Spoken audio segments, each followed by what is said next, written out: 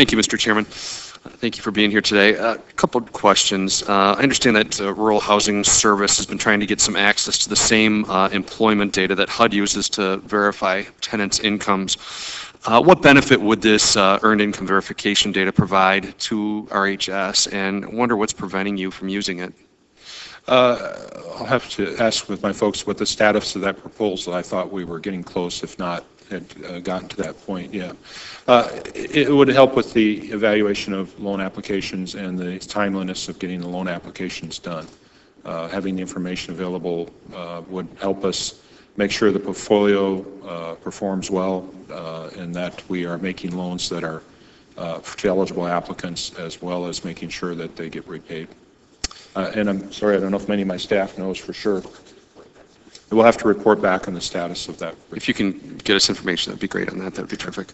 GAO and others have proposed a consolidation of the rural housing programs with HUD. I wonder, do you think the rural areas would see the same attention under HUD's management as they currently receive? I believe that we provide real opportunities to remote rural citizens, and I think, and forgive me using the term unique for rural America, but the people in rural America don't make as much money.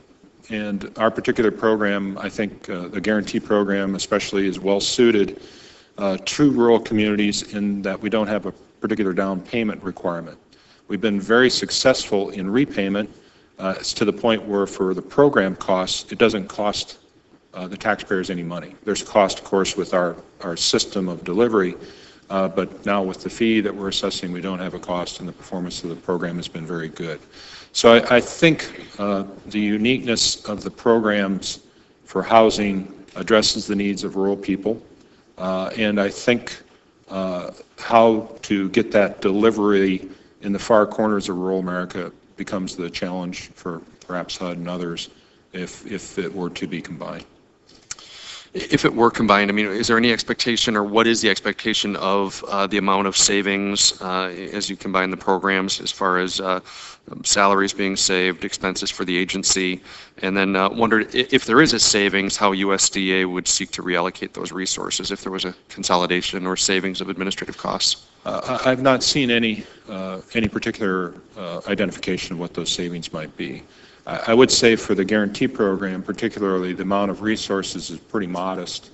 We're working with private institutions. The financiers are doing the great bulk of the work.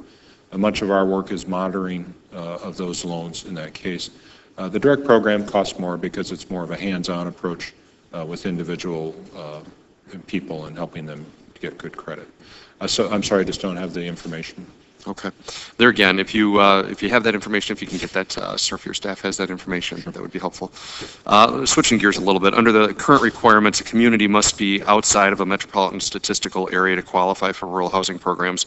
MSAs are no longer the compact area they once were, and communities located far from the urban core can still be considered part of the MSA.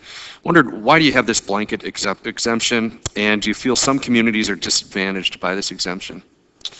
Of course, it's required by law. I mean, we have a specific requirement regarding the geographic area that we can serve, and so we have to follow that to the letter in doing that. We are anxious to look at flexibility, and I know Congressman Costa is concerned about the rural definition issue. What we find ourselves with multiple definitions running into is that we can't address the needs of a whole community. We're doing a bit here, a bit there. And we are struggling with that definitional issue and trying to come to grips with what would be the most useful discussion to have. But the Secretary is focused a good bit on flexibility in the existing programs, and we're studying that closely. What are your recommendations for addressing those definitional issues? Is there proposals that are in place? Is there legislation that is introduced that would address that concern? Not at this time. We have not made proposals at this time. Do you expect that to be coming, or what's your thought there? We expect, after a review process, to put forward some material on the subject. Okay, so but it would take legislative change, you believe, to bring that definition? Yeah, there are very concise definitions in the statute regarding each program area, and it would take definitely statutory change. Okay. My time is about expired. I yield back. Thank you, Mr. Chairman.